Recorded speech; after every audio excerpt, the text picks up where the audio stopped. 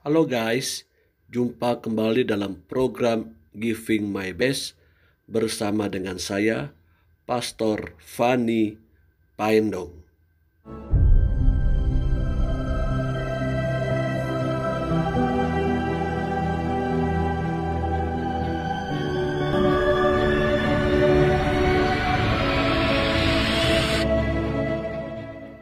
Hari ini judulnya adalah Forgiveness, pengampunan.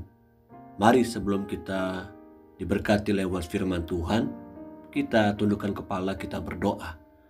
Bapa kami yang baik, dalam nama Tuhan Yesus Kristus, kami mengucap syukur karena Tuhan sudah memberikan kepada kami kesempatan kembali untuk belajar firman Tuhan. Kami percaya firman-Mu akan menolong kami, mengubahkan kami sebagai generasi muda-Mu, memiliki karakter seperti, segambar, dan serupa dengan Engkau. Berfirmanlah bagi kami dalam nama Tuhan Yesus Kristus. Amin. Di awal pertemuan kita saat ini, saya ingin bertanya kepada teman-teman. Yang pertama, apakah kamu pernah disakiti? Apakah jawaban kita ya atau tidak? Pertanyaan kedua, lalu apakah yang kamu lakukan ketika kita disakiti? Tentu ada begitu banyak alasan untuk kita melakukan tindakan daripada rasa disakiti itu sendiri. Dan yang ketiga, dapatkah kamu melepaskan pengampunan ketika kita disakiti oleh orang-orang yang berada di sekitar kita, bahkan orang-orang yang sangat dekat dengan kita? Ketiga pertanyaan ini teman-teman mewakili sebenarnya yang sering kali kita alami dalam kehidupan sehari-hari. Baik ketika kita ada di kampus, ketika kita ada di sekolah, ketika kita ada di marketplace, di dalam pekerjaan kita, bahkan di dalam pelayanan. Terlebih lagi ketika saya dan teman-teman ada di tengah-tengah keluarga. Rasa-rasanya hampir semua orang, khususnya orang-orang muda, pasti pernah merasa disakiti atau menyakiti orang-orang sekitar kita, orang-orang yang kita kasihi. Lalu bagaimana cara kita menyikapi ini semua? Karena banyak sekali tawaran orang-orang dunia untuk membuat kita melakukan perbuatan-perbuatan yang lainnya ketika kita disakiti.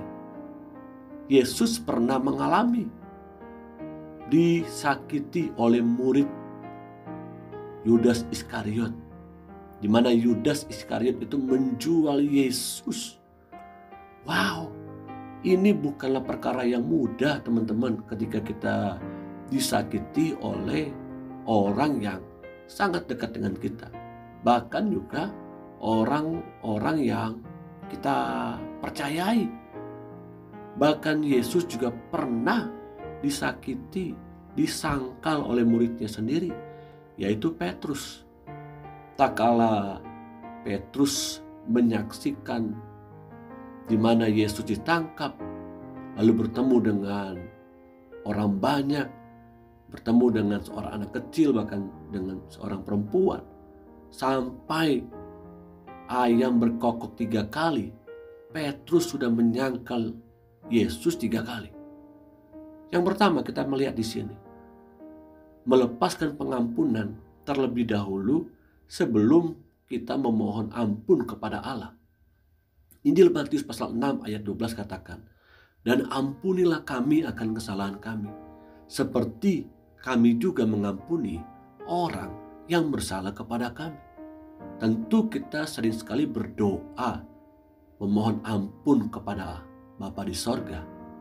Namun ternyata kita harus terlebih dahulu melepaskan pengampunan bagi orang-orang yang berbuat salah menyakiti kita. Kata kesalahan dalam The Lord's Prayer, dalam doa Bapa kami itu digunakan kata ophilemata, artinya utang-utang. Ya, setiap kita pasti pernah mengalami dan sampai hari ini berjuang mengatasi kesalahan-kesalahan kita. Matius pasal 6 ayat 14 sampai dengan 15 lebih menjelaskan kembali kepada kita. Karena jikalau kamu mengampuni kesalahan orang, Bapamu yang di sorga akan mengampuni kamu juga. Tetapi jikalau kamu tidak mengampuni orang, Bapamu juga tidak akan mengampuni kesalahanmu. Teman-teman dengar baik. Ketika kita berdoa memohon ampun kepada Bapa di sorga atas kesalahan-kesalahan kita, itu memang sangat baik.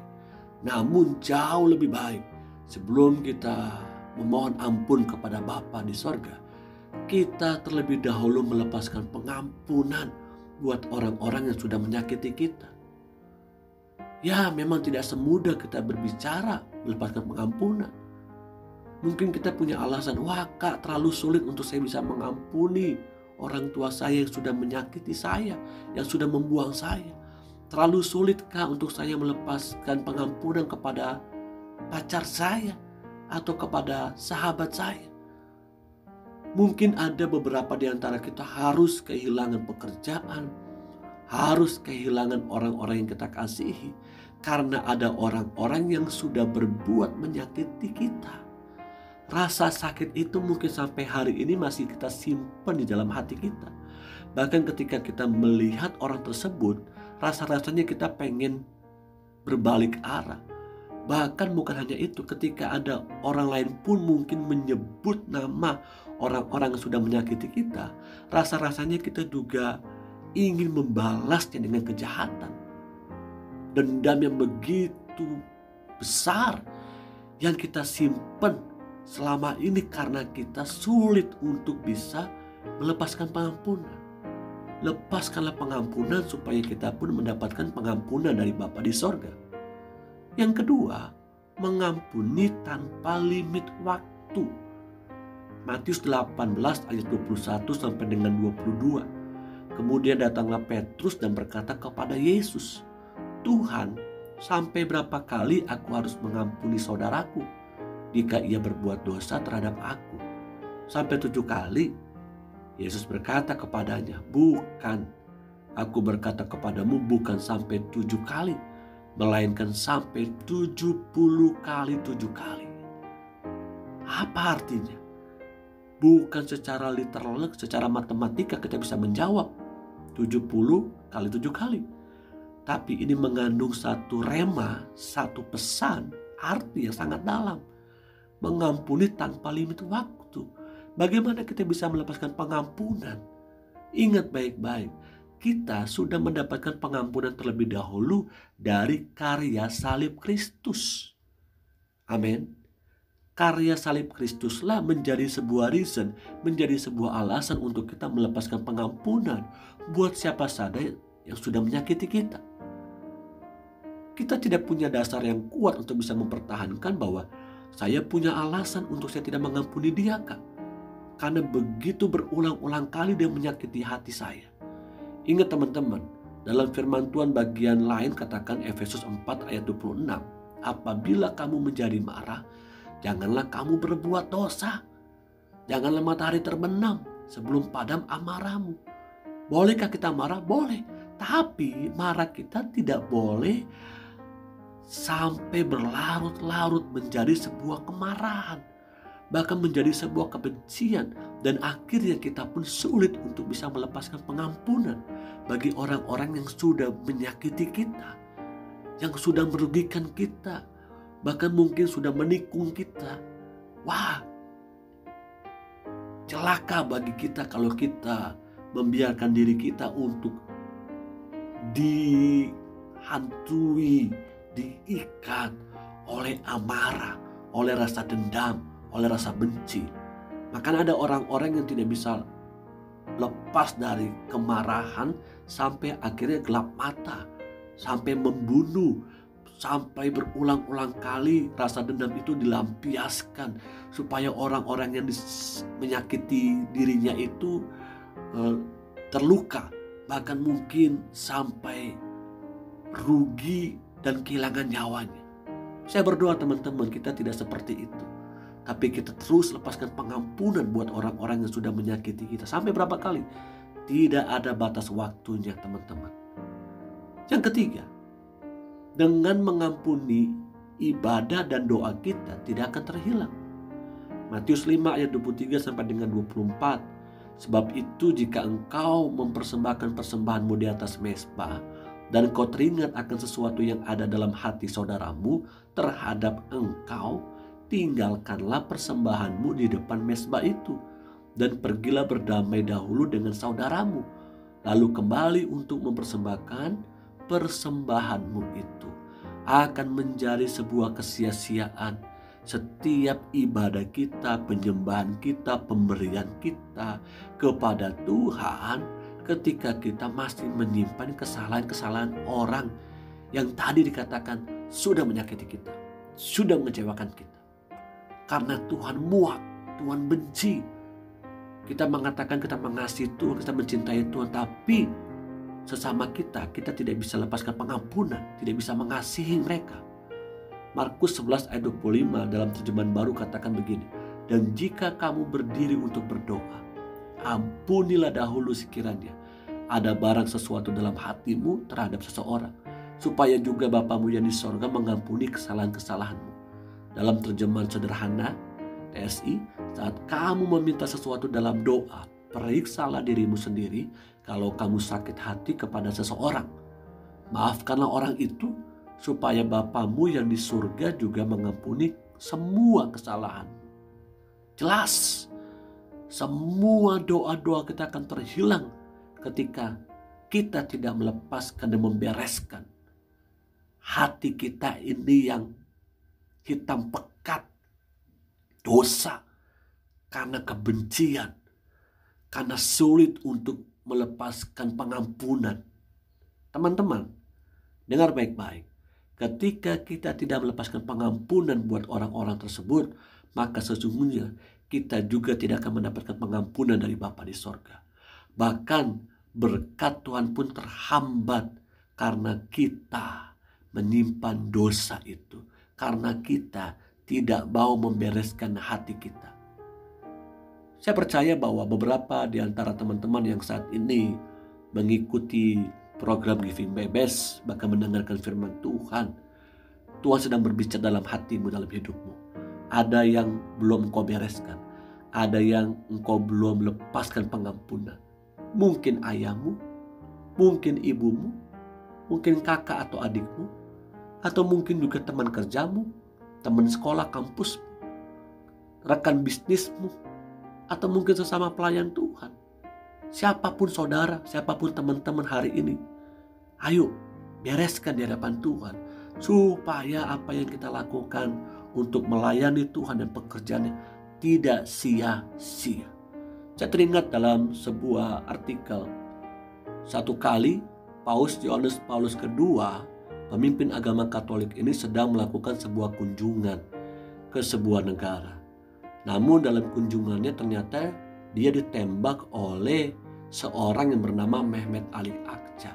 Siapa Mehmet Ali Akça?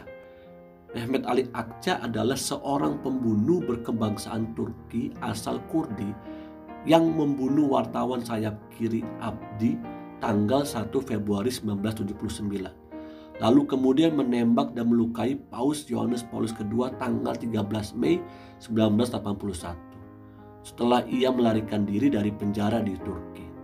Nah, Paus Yohanes Paulus II ini datang mengunjungi Mehmet Ali Akça yang ada dalam penjara. Lalu dia berkata kepada Mehmet Ali Akça, saya sudah mengampuni kamu saat tragedi penembakan itu terjadi. Karena saya pun sudah mendapatkan pengampunan sejati dari Tuhan saya, yaitu Yesus Kristus. Ketika Mehmet Ali Akça ini mendengar apa yang dikatakan oleh pemimpin agama Katolik ini, dia begitu kaget. Dan dalam sebuah artikel saya mengatakan bahwa ternyata Mehmet Ali Akça akhirnya minta didoakan. Dan dia dijamah oleh Tuhan. Berubah hidupnya. Bagaimana dengan kita? Maukah kita seperti Paus Yohanes Paulus II ini mengikuti teladan Yesus yang melepaskan pengampunan ketika Yesus ada di atas kayu salib? Di akhir hidup Yesus berkata, ampunilah mereka karena mereka tidak tahu apa yang mereka perbuat. Kiranya kita pun dapat melakukan hal serupa Apapun kesalahan orang-orang tersebut, lepaskanlah pengampunan. Dengan demikian, kita sudah menghasilkan buah untuk perluasan kerajaan Allah. Amin. Mari kita berdoa. Tuhan Yesus, terima kasih buat firman Tuhan hari ini. Hamba sudah berhenti berkata-kata. Hamba berdoa buat teman-temanku dimanapun mereka berada. Tuhan, tolong mereka. Beri kemampuan untuk mereka lepaskan pengampunan bagi siapapun yang sudah menyakiti hati mereka. Biarlah hidup mereka terus diberkati Tuhan, dipakai oleh Tuhan menjadi lebih dahsyat dari hari-hari yang lalu. Turunlah kasih karunia Allah Bapa, cintanya lewat Yesus Kristus, putranya yang tunggal, dan pertolongan penghibur Roh Kudus menyertai hidupku dan hidupmu hari ini sampai selama-lamanya. Yesus datang kali yang kedua. Haleluya. Amin. Tuhan Yesus menolong, Roh Kudus memberkati kita dimanapun kita berada. Tuhan Yesus memberkati.